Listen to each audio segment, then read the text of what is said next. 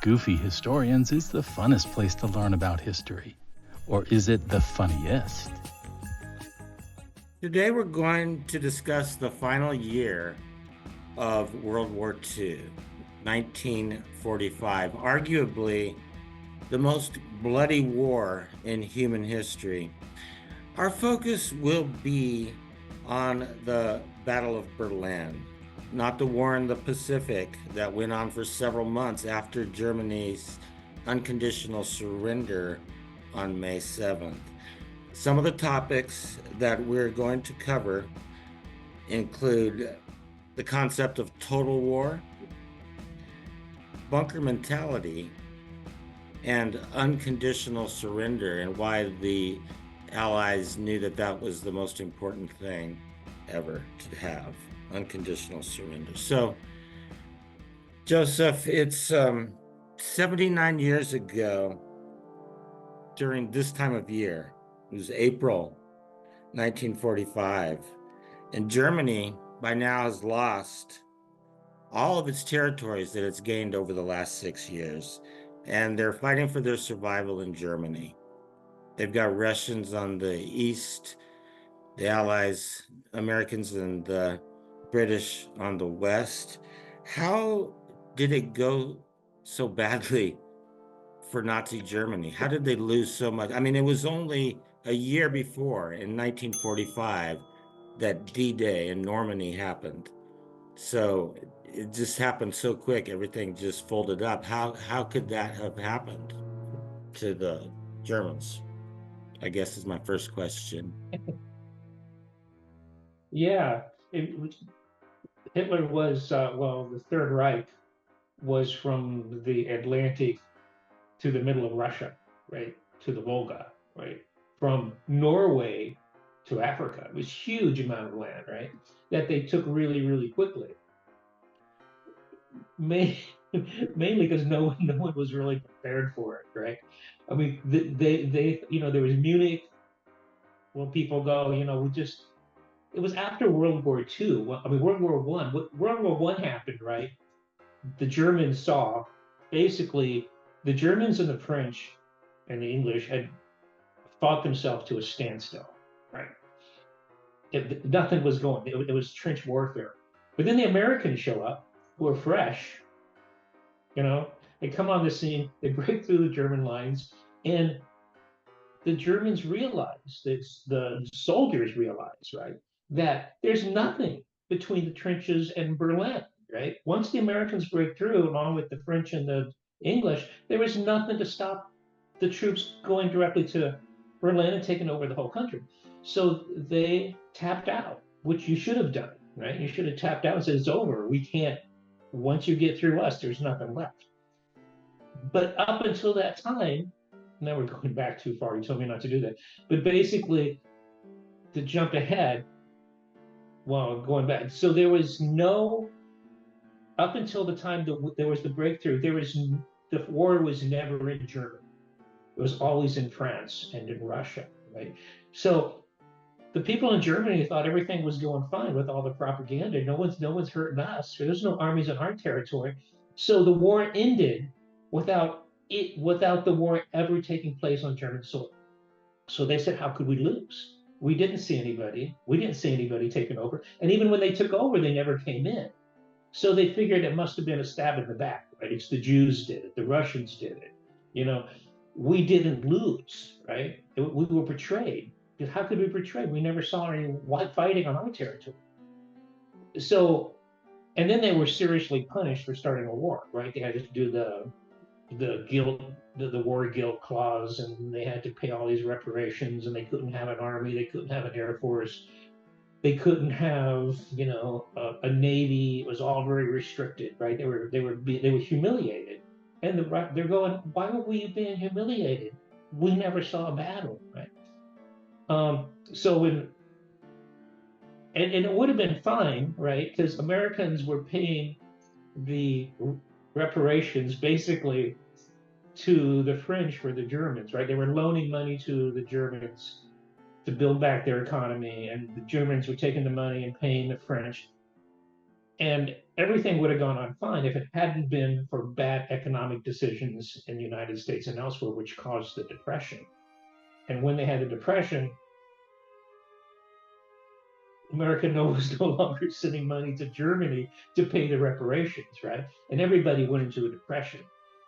Uh, and so that's how Hitler got his power, right? He goes, first of all, we didn't lose the war, right? It was taken from us. And why can't we have an army, right? Why can't we have an air force? Why can't we have a navy? Why can't we join the League of Nations? We don't want to hurt anybody. We don't want to kill. We don't want a war. We lost a war. Let's just get everything back to normal. So everybody goes, yeah, you can have an army, you can have a navy, you can take back the Rhineland, you can take back the Sudetenland, that part of Czechoslovakia. So basically, he played us, right? Because he was asking for stuff. There was a line, he crossed it. They go, yeah, but nobody wants a war over that, right? And they go, he crossed another line. They go, well, yeah, that's bad. We should, until he took Poland, right? And he thought he was going to take, so he took Austria, he took Czechoslovakia. Then they go, well, that's too bad for the Czechoslovakians, but what are we going to do now? Are we going to start a war over the Czechoslovakians? We're Slovaks, so yeah, maybe we would have. But then he took Poland, and he thought it was going to be the same thing. Like, why do England and Russia and the United States and France care about Poland, right? And he also, and then he made a deal with Stalin, right? The Molotov-Ribbentrop plan, so that Germany and Russia would fight each other.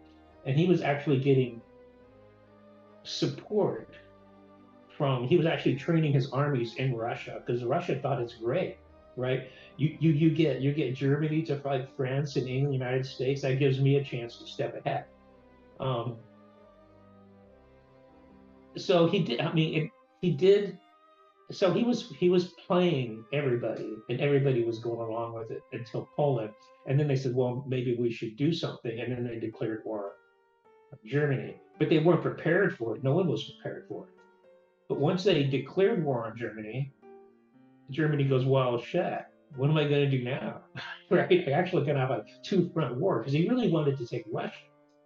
And, because that was the Sudetenland. I mean, that was the Lebensraum. That's where he was actually going to build his empire in the east. He wanted Ukraine with all their fields and oil fields, and take all of, half of Russia. I mean, that's basically what he wanted. But he couldn't do that if, France and England are declaring war on him. But they weren't prepared, so he thought maybe he'll just take care of France and England first, and then he'll turn all his forces and take care of Russia, betray his pact. And at the beginning, I think the point is that, I don't know, Hitler was an evil person, right? But he had his group of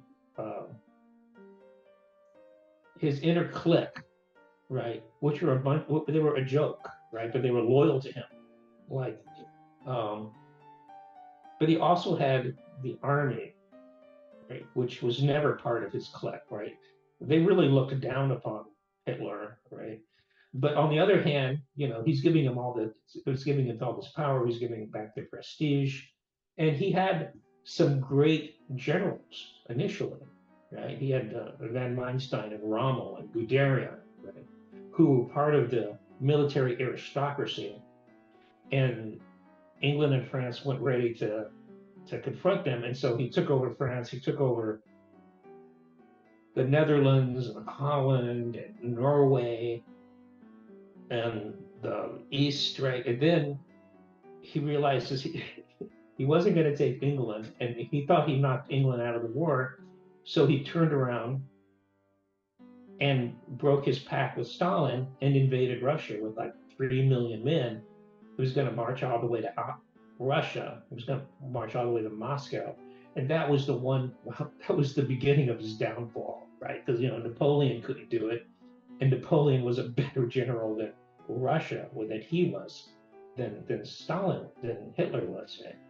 So he got bogged down in Russia, and then winter came and the muds came, and his his troops were basically freezing to death because they weren't prepared. He thought he was going to take Russia in like a month. And, um, and Russia wasn't ready for him either. I mean, he did. I mean, he rolled all the way up to Moscow until winter hit in the rainy season, and then he couldn't go any further, and he had to bunker down. And then also at that time there was Japan going on, and they declared war on the United States. Right? Not Germany didn't declare war on the United States. Japan did, and there was an attack on Pearl Harbor. But Russia had said, I mean, uh, there was the Axis, which was Japan, Germany, Italy, and they said if anybody attacks any of these, you have to come. So you have to come to the defense. So Germany declared war on the United States right when he was entering Russia. Right. So now he's got a two-front war. And one thing, so all of these countries, Germany, Italy, and Japan, they don't have any oil. They're not oil-producing countries, right? And one thing for a modern war, you're going to need oil to run your tanks, right? So one of the main things that happened with Russia, I mean, with Germany, is basically they ran out of oil. So to jump forward to the bunker, right? Germany had to get out of Russia, so they started retreating, right? And Russia is a huge industrial country. Plus, they were being supplied by the United States with tanks and army, and they had oil, and they kept pushing and pushing and pushing the Germans back. And what happened was all his great generals like Van Manstein and Rommel and Guderian and all these ones, he fired them. Right? He says, well, how come you're retreating? If you're such great generals, you're retreating, right? It doesn't make any sense. And I mean, they were retreating strategically, but he fired them all. And he says, I'll take over the army directly, right? So this is the guy who's only been a colonel, right? Which is like one step up from a private, right? And he was a messenger during World War. That's the sole extent of the experience. Now he's taken over the biggest war the world has ever seen, and he's like way over his head. And his idea is never retreat, never retreat. And so his armies kept getting annihilated, basically, and they kept getting smaller and started. And then, of course, then it came D-Day, so the United States and and England was coming in and taking back France and the Netherlands and Norway. Everything was all contracting at some point, and he kept. The more he contracted, the more he fired his generals that actually knew the people from the aristocracy, right, who knew how to have a war. So in the end, it was getting smaller and smaller until basically I'm talking too much about this. But so he never doubted his own genius for carrying on the war. He thought he was still going to move armies around, like do some type of, coup de grace to get himself out of this mess. But the Americans were coming up, and they came up to the, this is the main river, the Rhine or something, and Eisenhower and the Germans and the Russians were coming in from the other side and surrounding them. And Russia had great generals. They had Chukov and Rokossovsky and Kunev, who was probably one of the best generals of all time. And we had Eisenhower and Bradley and the other great generals, and against Hitler, who was a colonel. He had no idea what he was up to. Actually, so Eisenhower. Hitler was not a colonel; he was a corporal. So corporal, that's as far as he got. Corporal, so yeah, I wanted to chime in here just a couple things real quick. So we're getting down to the things are collapsing, and we're getting Germany is surrounded. We're going to get to the Battle of Berlin. The two rivers, we have the Rhine on the west and the Oder on the east. And once those rivers are crossed, Berlin's right there. The Allies had already taken Munich, and it was a race for Berlin, and that was a real big thing of controversy, who would end up with um, taking over Berlin. So it was supposed to be the Russians were supposed to get there, and they did get there first. And it turned out that Berlin was actually on the Russian side, but we did end up with the eastern half of it. But one thing I just wanted to just throw in here real quick, because at this point, with you mentioned all the generals, and I'm not sure if you mentioned Montgomery from the UK, but and Eisenhower and all these guys, these old men. Um, Patton. it's and Patton, right? So and MacArthur, but he was in the Pacific Rim.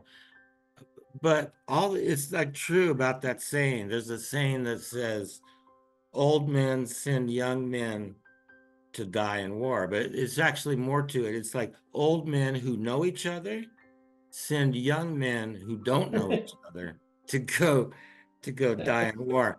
And when it gets down to Germany, this is 1945, and I like to think it's 100 days of horror.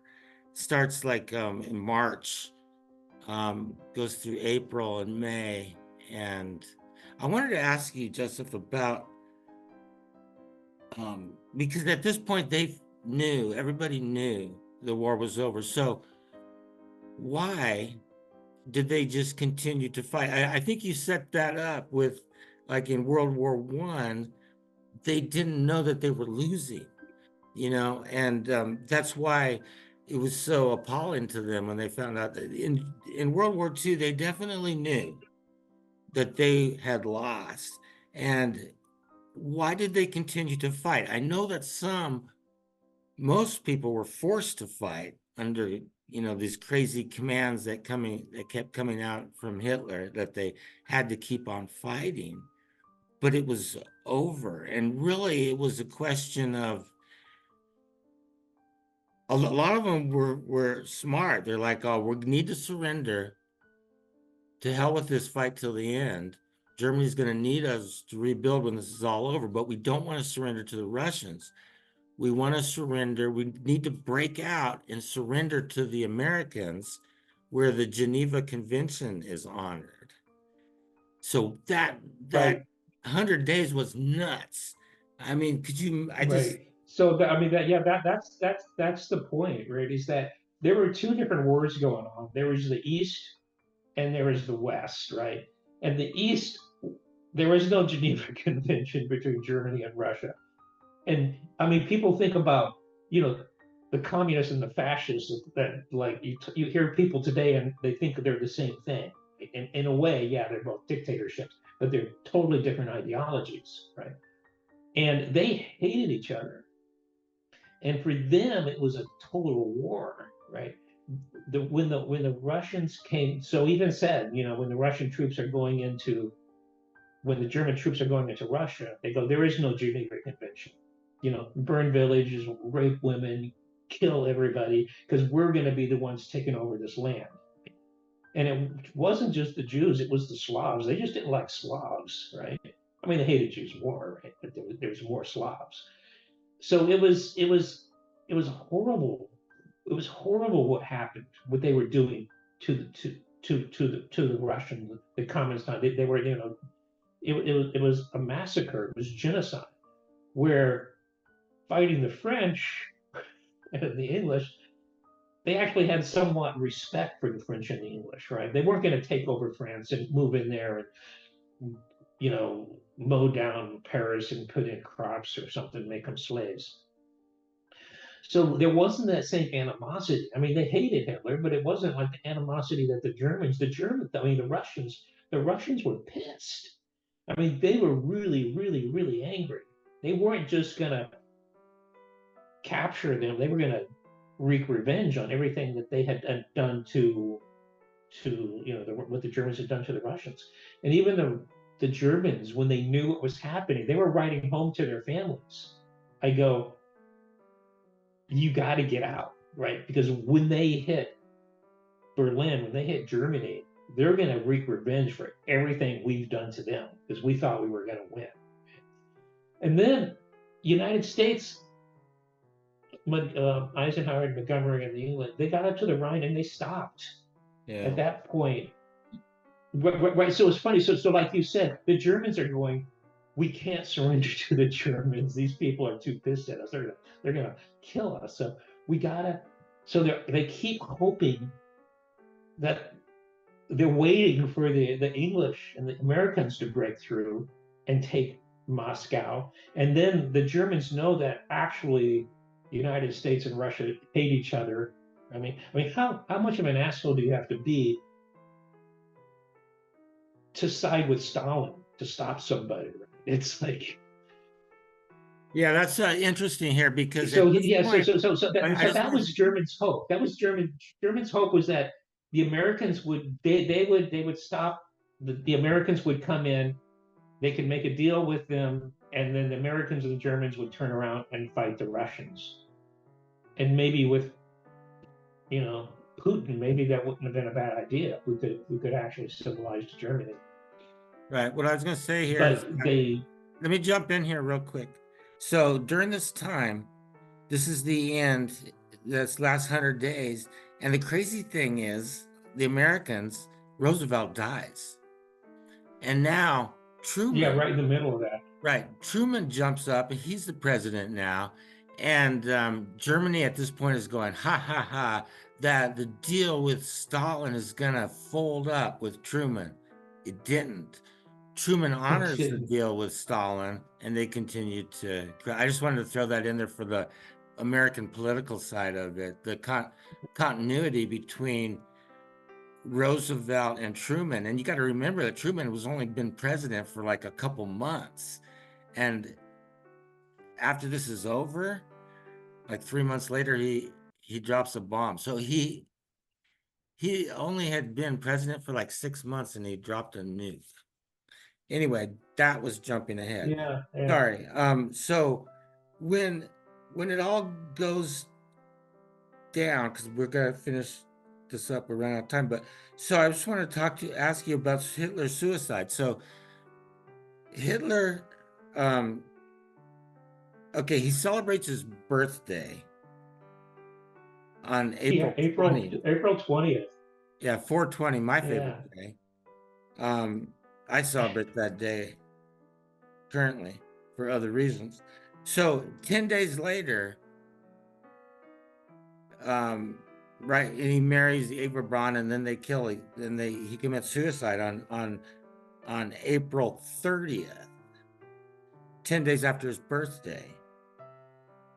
But it wasn't until May 7th that Germany unconditionally surrenders. So what was going on? Who was running the show? That bunker mentality had to break out. Yeah, it was. Yeah, things were falling apart. Yeah, like he didn't want to be the one to surrender, right? He was never going to surrender, right? And he figured he couldn't be captured. Oh, because right before he committed suicide, Mussolini got captured in Italy with the fascist Italy, right? Because that was coming over. And they were so pissed at him that they murdered him and hung him and his girlfriend by their heels from a gas station sign, right? It was like totally humiliating. Then they was throwing rocks and shit at him and stuff. So he's going, no, that can't happen to me, right? So yeah, so I mean, then it gets So when it comes in, you're talking about really the bunker mentality at that point. The bunker was all that was left, and like the Hitler Youth. The last people to believe in Hitler, right, were the Hitler Youth. They were still willing to fight, right, and they were still going out like to the front. What the front line was like, Old men and children. maybe a half mile from the bunker, and the Hitler Youth were going out there, and they were sending like the old people troops out there to fight, and they were just getting in everybody's way. That's what like Heinrich was going, like, get these old people off the field, right? Because there's like a battle going on between the Russians and the Germans, and then all of a sudden, all these like 65-year-old people like come running out between them, and they're going like, "What am I supposed to do? Shoot these old people so I can get to, get them off the field?" And Himmler's going, no, there are, you know, they want to die for Germany, but they're not helping. So I mean, it was a joke at the end what was happening. Uh, there's a maybe we can do one again just because we spent too much time on the background, and that's my fault. But understanding what went on in the bunker is really, really a story to tell. Like what was going on with Hitler during that time. Like he looked like he was 80 years old at that point, right? He was a drug addict, right? He was on cocaine and meth, in order, and he had like he was shaking. Um, and he like it came out of his little bedroom one day and got his staff assistant, right, who was like a summer intern who just got caught in the bunker, and he says, "Where's your troops?" And he was, I don't have any troops. I'm like the intern, right? He goes, "You have 5,000 troops. I want them." He goes, "I don't have any troops. I'm the intern." He goes, you betrayed me. And then, so he was like totally out of touch with reality. Uh, and then he sent one group of kids out to the front, right, to battle the Germans. And the guy who gave the order says, you have to, I know you're loyal soldiers and you want to support the Fuhrer, but walk slowly. Go to the front, but go as slow as you can, right? Because by the time you get there, the war is going to be over. And then you can, hopefully get away, make a left turn and surrender to the Americans. Um, then there's one other story. There was Heinrici, and then there's General Vink, who was on the Rhine, right? Once they realized the Americans weren't coming in, they were going to sit. Like Montgomery goes, I'm not going to get in the middle of a war of fascists and communists, right? Let them fight it out. So Montgomery wasn't good. So General Vink, he left the Rhine. He was supposed to go up and meet Heinrici, right, and sort of come in and cut off the Germans. But he got up to almost to Berlin, and he saw what was going on. So he turned. So he took all of his troops and all the civilians he could, moved towards the Rhine, and surrendered to Montgomery. Right? The whole army surrendered to Montgomery. 100,000 men, and while they're in the bunker waiting for him, right? So they're like, "Oh yeah, General Vink's going to come save us. He's almost here. Where is he? Where is he? Oh, he's with Montgomery." Yeah, it was kind of funny. So it was what. So everybody knew it was over, but Hitler, and even at the end, the last 2 days, Hitler knew, right? And that's when obviously he and the true believers. It wasn't only him. It was um, other people in the bunker committed suicide too, because that was the end of the cult. It was like Jonestown or Heaven's Gate, that type of bunker mentality. Um, but yeah, he was a mess at the end. The Yeah. only thing at the end he would like sit in his. So he still had his dog, and he loved his dog, Blondie, right? And Blondie had babies, right? So he had some puppies in the bunker with him. Poor puppies. So at the end, he would go into these fits of rages, and then he would go to this corner and like play with the puppies, right? Sort of like rocking back and forth with the puppies, right? Is like his only solace, right? Because that's the only buddy he could get any affection from. Um, and then and then Heinrici was the last general, right? Who was trying to hold it together, right? Trying to keep the Russians out and trying to make contact with the Americans, trying to negotiate a surrender. And they fired him.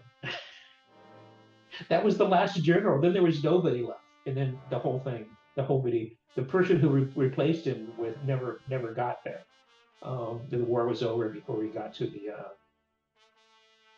base. Yeah. So the question is why? Yeah. Yeah. That was my question. The weird, it's kind of like a cult. It was definitely a weird cult. So it finally came all crashing down, and we're out of time. But I did want to give a shout out and a couple promotional stuff here. Um, most people have seen that movie, The Fallen, and that's a great movie. Some of the books we read were The Last Battle by Cornelius Ryan, which is a very detailed Battle of Berlin. It reads a little bit like a movie script. This guy did some books that turned into movies. This one, Hitler's Last Secretary, this was based on that movie, The Fallen, and this is Downfall. yeah. What? Oh, Downfall. That's right. Downfall is the name of the movie, and this girl is the last secretary. She's in that movie as well. Yeah. And so yeah, there's so much. We have over the last 3 years, we've almost purposely, I think, avoided doing World War II. It's so recent. We never did the Holocaust. We never did anything on Japan. We never did anything on the Gulag. But we did want to finish up. We wanted to get to World War II before World War III starts, which is imminent. And one of the things that I'm personally going to use to help when World War III starts is the DYU e-bike. It's very affordable, fits in the trunk of your car. It's a great opportunity. It's very cheap. You can have it ready and you can just ride away. And I guess that's it for now. Yeah. So our advice, if you're going to join a cult, right? Have an electric bike. Get a scooter. Get an electric scooter or electric bike. So when things go bad, and they will, and you don't want to kill yourself to go up to some spaceship, right? Like Heaven's Gate or something. And keep cash. Keep some cash in your pocket, and a scooter fully charged. And when things go bad, and they will, because that's what happens to cults. When QAnon goes bad, make sure you have your scooter ready so you can get out and go back to normal society. You're going to need counseling, so make sure you got some money for that, because those people who lived through that, it was and they didn't even have counseling back then. Oh, one more thing. All these great German generals, right after the war, he had fired them, before. They all came over to the United States and helped us as part of a think tank to understand the Russians, right? He says, well, you guys fought the Russians, for like 4 years. You're going to help us understand the Russians. Of course, they also lost, so I don't know how good of advice they had. But so a lot of those generals and scientists. So there was like a field day, of getting scientists and generals to help the West and Stalin, because the